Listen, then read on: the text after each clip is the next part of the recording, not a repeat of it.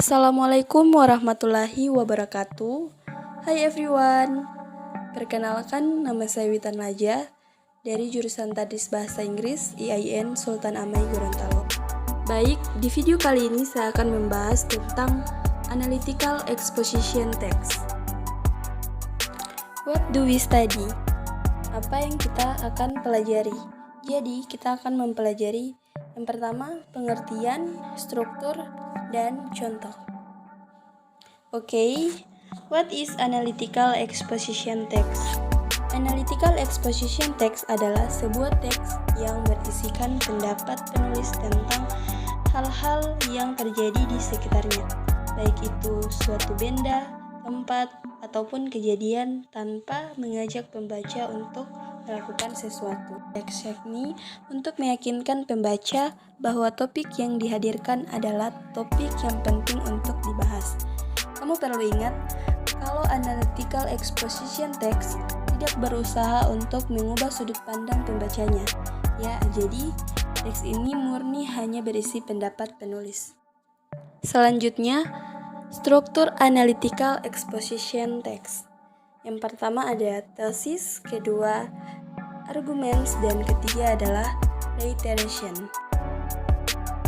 Pada bagian ini, tesis adalah bagian yang memberitahu pembaca tentang topik utama dan sudut pandang penulis. Tesis selalu bisa kamu temukan di paragraf pertama teks. Di bagian ini, pembaca juga bisa melihat mengapa penulis memberikan pendapat terhadap hal yang menjadi topiknya. Di paragraf selanjutnya, kamu bisa menemukan bagian arguments. Arguments adalah pendapat untuk mendukung topik utama yang telah disampaikan sebelumnya.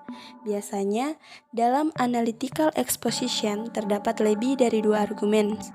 Semakin banyak argumen yang ditampilkan, pembaca akan semakin percaya bahwa topik yang dibahas adalah topik yang penting atau membutuhkan perhatian.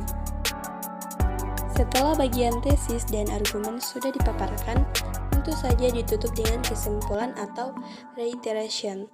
Bagian ini selalu terletak di akhir teks dan menjadi paragraf penutup tulisan. Reiteration adalah penegasan kembali posisi dan pendapat penulis terhadap topik utama. Reiteration juga sering disebut sebagai conclusion, yang mana artinya adalah kesimpulan. Selanjutnya, contoh analytical exposition text.